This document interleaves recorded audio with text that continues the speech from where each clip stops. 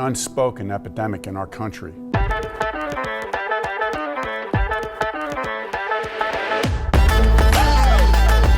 What's up, Synergize family? This month's 4:30 meetup is going to feature Not Today. The sexual abuse of children is a tough topic, so we try to ignore it. We convince ourselves it doesn't happen. Not in our city. Not in our neighborhood. Not in our family. But the truth is, it happens more than we realize, and it's closer than we think. It's time to open our eyes and tackle this issue. It's time to ensure that children can be children. It's time to say not today or ever to sexual abuse and exploitation of children. Not today. Not today. Not today. Not today. Not today. Not today. Not today. Not today or ever. Join our team to protect the beauty and innocence of childhood. Visit nottoday.org. Pleasure. Thanks, Aaron. Thank you so much for sponsoring this month. Yeah, of course. And also for bringing the relationship to us. Why is Factor so passionate about making the difference that they do in the marketplace? And why was Not Today so deeply on your heart? Yeah, so I think Factor as a brand, we exist to help our clients who are generally small and medium-sized businesses. We're oftentimes working with salt of the earth kind of people that, maybe a business, they grew it from literally nothing to, where it is today. Now they're trying to think about, are they going to sell the business? Are they going to pass it down to the next generation? It's very generational in that respect. So how does that all tie into to Factor as an organization? We believe that there's more to our business than just helping other businesses grow and be prosperous and employ people. And there is certainly value in all of that. But we also believe very strongly that first and foremost, our calling is to glorify God in everything that we do as individuals and also as an organization. It's our first core value as an organization. And so it wasn't much of a stretch to be exposed to the work that Not Today is doing and make an immediate connection there. We all have a responsibility to protect the most vulnerable among us, and certainly the most vulnerable among us are our children. And what does this month have in store for us? We don't know. She does. Well, thank you so much for having us. My name is Alyssa Van Vactor, and I'm the Executive Director of Not Today. And Not Today was actually founded in 2019 by the Indianapolis Colts head coach, Frank Reich, and his wife, Linda.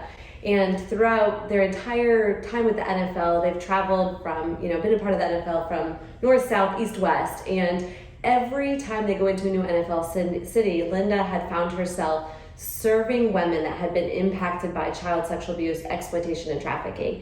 And so it was near and dear to her heart. And she tells story after story of whether it was a pastor or a counselor or a woman or somebody she met, just the impact that happens to these women as they grow up. And actually her story starts when she was a sixth grader. Her best friend that lived in her neighborhood was being trafficked by her brothers to neighborhood boys, and she had no idea, and started to witness and see this happening, and just really dug in her heart. And she just has always felt led and called to do something about it. And so when Frank and Linda came to Indianapolis and had the platform, they decided to start a nonprofit focused on protecting children from child sexual abuse, exploitation, and trafficking.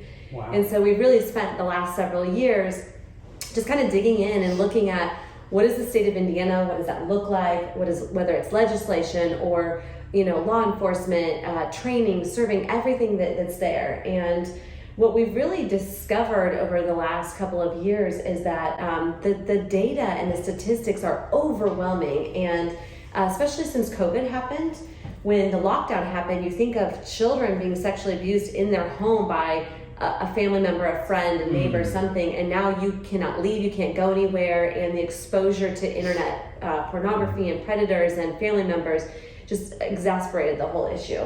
And so now you have this impact, this generational cycle that's just growing now. And so Not Today has been working with law enforcement. Indianapolis Metropolitan Police Department has an Internet Crimes Against Children Task Force, and so does our Hamilton County law enforcement team as well. And we really started digging in with them and how can we support them and support the efforts that they were doing.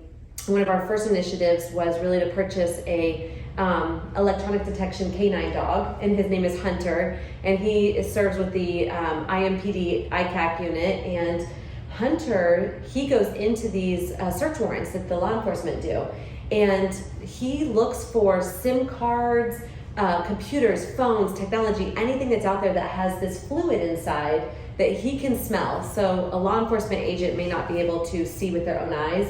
He can find it with his nose, and that allows these law enforcement officers to immediately pull out the predator from the situation, immediately hack into the device, find what they need, and rescue a child out of a house immediately if there's a child in there. Wow. So Hunter has been huge with supporting the law enforcement teams to be able to get children rescued immediately. That was one of our first main priorities. And then we came out last year with a parent and caregiver protection guide.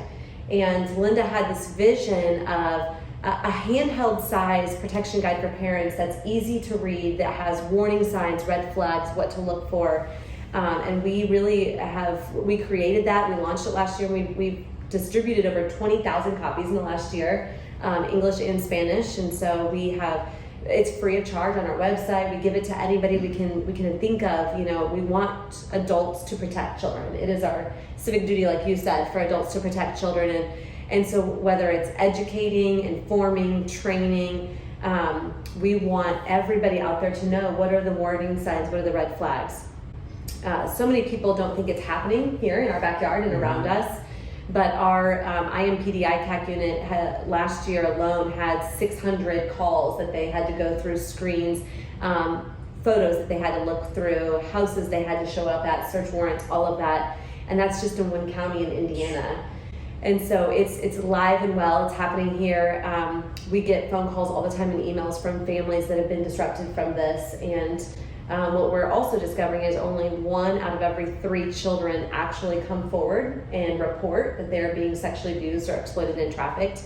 And you think about those children, if you don't come forward and report and get the help and the therapy that you need, they can't become contributing members of society. The odds are against them that they will either be a child that becomes a sexual abuser or predator, has trouble in school, becomes incarcerated, has drug abuse or alcoholism, suffers from anxiety, depression, suicide attempts, all of that. And so we really have a passion about helping with education and helping whether it's parents or churches or teachers to be educated on what to look for and how to help these children get the help they need. We have partnered with child advocacy centers all across our state that are doing the restorative care and the therapy and the forensic investigations and interviews with these children. And just this summer we launched a prevention education program where we kind of have discovered and dug into the fact that Indiana actually has a mandate that every child in K through 12 goes through prevention education every single year in school. And a lot of people don't realize, a lot of schools don't even realize it's a mandate in our state, but one of the things we've discovered is that there's actually the University of Evansville did a study and has proof that if a child goes through prevention education, that it not only allows them to advocate for themselves if they're being sexually abused, it gives them the language and the words to say, and it helps them to know that they are being sexually abused so that they can come forward and get the help that they need. Because sadly, some of these kids have been sexually abused since they were 18 months old, before they could walk and talk, and they have been brainwashed to believe that this is normal and it's real and it's our secret and nobody has to know about it. And so if they don't know from learning in school that it's wrong, they can't ask for help, come forward, advocate. So we, in our prevention education program that we've launched, we are helping to fund prevention education in the schools. We're helping to work with the Department of Education. I've gotten to speak twice recently at a safety summit, informing the teachers, the social workers, the administration that this is something that has to be done. It's mandated, and we want to help you, we want to empower you, we want to give you the tools you need. If it's funding, we want to pay for that. If it's the prevention educators that go into the schools, if they need the funding, we want to help pay for that. So this school year alone, we've been blessed to be able to provide $90,000 the first half of the year and an additional $70,000 the second half of the year to help make sure that these efforts are happening, as well as work with over 60,000 students through over 30 school partners alone, and that's just in the last 4 months. But what we're finding is that's just the tip of the iceberg, and we have maxed our budget out, and we can't do it alone. And we just know how important it is for these children to get this information, and for the teachers to be trained to know what to look for and how to help these kids, and to help these child advocacy centers know what to do when they do have, give them the tools and the resources so they can help serve these children. So yeah, so that's where we're at right now, and looking ahead, that's what we're going to continue to do, is continue to make that impact in Indiana, the ripple effect, if you will. Like, how can we just start in our communities and educate, inform, empower, and just really help protect those children and to serve them well, because that's what we're called to do, and we believe in that, and that's where we're going to be focusing. One thing Synergize always does is we do make a financial contribution to a nonprofit every month, which you guys will have a financial contribution coming to support your efforts. But the other thing is this Synergize family is people that want to go above and beyond. Sometimes it's finances, sometimes it's with their skills or their other abundance of resources. Pastor Rashad always says we all have abundance in areas. People have poverty in areas. So if we will give of our abundance to other people's areas of poverty, it kind of helps all of us. So what, outside of financial resources, what types of connections or relationships or people or things are, what are a couple of the things that could help change everything if you guys had access to them or they were offered? Yeah. I think a big one is connections with schools, continuing to open doors to churches, communities, businesses, schools that want to be informed, that want to know more, that want to be trained. Distributing our parent and caregiver guide that I talked about. It's free on our website. Getting that in the hands of anybody and everybody that's interested. We've had CEOs of corporations come to us and say, can you come to a lunch and learn? Can you train our staff? Can we distribute the information and disseminate resources, things like that. We also collect gift cards, and we have an Amazon wish list if they want to spread the word that way. That way we collect those gift cards for our Child Advocacy Center partners that when they have families coming in that they're serving, they sometimes are there all day long and they need to buy lunch or they need to buy clothes for these kids. You think of a child that was at school one day, life was normal, they disclose to their counselor or their teacher that they're being sexually abused from their parent at their house. They're no longer allowed to go home anymore. So collecting clothing and backpacks and toys and games and things like that that they can give. We try to, Not Today wants to serve as a catalyst. We believe in the catalytic mentality, and so we know we have a unique platform that we have access to that most people don't. And so we want to take that platform and those resources and just hand them out where needed and use those connections that we have. So that's another way. We also have our bowling fundraiser coming up in April. So if anybody knows of a corporation or a business or something that might be interested in being a sponsor or attending, that's in April every year at Woodland Bowl, and we would love to share that information for people that might want to be there. Keep your eye on Braden Smith today. He should be really good. I saw Braden bring his own shoes. So he's serious about it. Braden brought his own shoes. Yeah, don't bet on my team. I'm a gutter ball guy. That's where I live. You know, one of the things that was so impactful to me, we had a benefit breakfast that we did through was you partner with Life Church Indiana, at the church that I attend, and one of the things that you were sharing earlier about Hunter, and Hunter is, as you said, specially trained to detect little devices.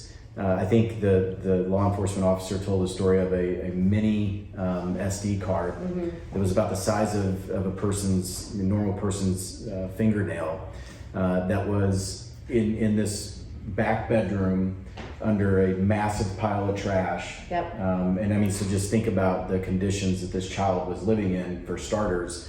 And Hunter was able to find that. Yeah. That itty bitty little mini SD card. And the law enforcement officer said it himself. He said, "There's no way I would have been able to." Unseen to the human eye. I would have never been able to find that. You know, it's literally a needle in a haystack. And so I think that there are so many ways that all of us can get involved in supporting Not Today, and certainly financially is one of them, and giving up time and resources is another. But not all of us are going to be able to, put a uniform on and play the law enforcement role, as important as that is.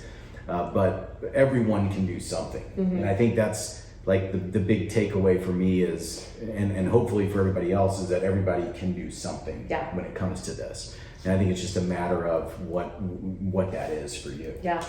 We also have a parent pledge on our website where parents can say, I pledge to protect my children and to protect other children. I'm going to learn, I'm going to engage, I'm going to gather the resources and educate myself and others. Yep. You can take a parent pledge free of charge. Our Hunter dog, we have little itty bitty stuffed plush Hunter dogs that we sell. It's a buy one, give one for free, and you can purchase the Hunter dog, and then we give another one to a child rescued from the real Hunter in a situation where law enforcement goes in. So there's other little things that we can do. It might be good to bring to the 4:30 meetup if you have some. If you have some of absolutely. those, I think that would be. I think that'd be cool. I'll probably crap out of a toy dog. I've done it before. Yeah, but you think about, Hunter is not only an electronic detection canine dog, but he's also trained to be a therapy dog. So you have these children, like the situation you just shared, where a child is rescued out of the situation where they're living in with their predator, and Hunter, who just sniffed out the device that rescued them, now lays across their lap as they're sitting there waiting for law enforcement, transition, Department of Child Services. He goes to courtrooms with them, and he'll lay with them in therapy in courtrooms. And so there's such, if we could have 100 Hunter dogs, we would. It's not a matter of purchasing them and providing them, it's a matter of making sure the law enforcement has the capacity to have them and all that. But you think about the way our world would be changed if we could put Hunter dogs everywhere to just rescue children and serve in that capacity. Absolutely. And to me, that I think that's just a really practical thing that I can get behind. Like that story just so resonated with me. And so again, everybody can do something, right? And it's just a matter of what are you going to do? Because to me, it's not an option to just pretend like this isn't happening. Yeah. Right. Even though we're sitting here in Carmel, Indiana, and we're in Hamilton County, one of the most affluent areas in the country, as I understand it.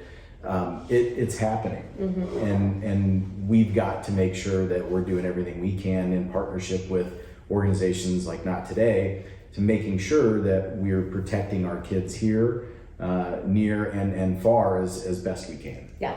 So thank you guys so much for everything that you're doing.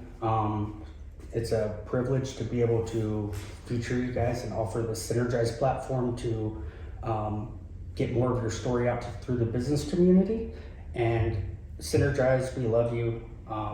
And if it wasn't for each and every single one of you, these moments and what we're going to experience next Tuesday wouldn't be possible. So thank you all. Thank you so much. Thanks, everyone.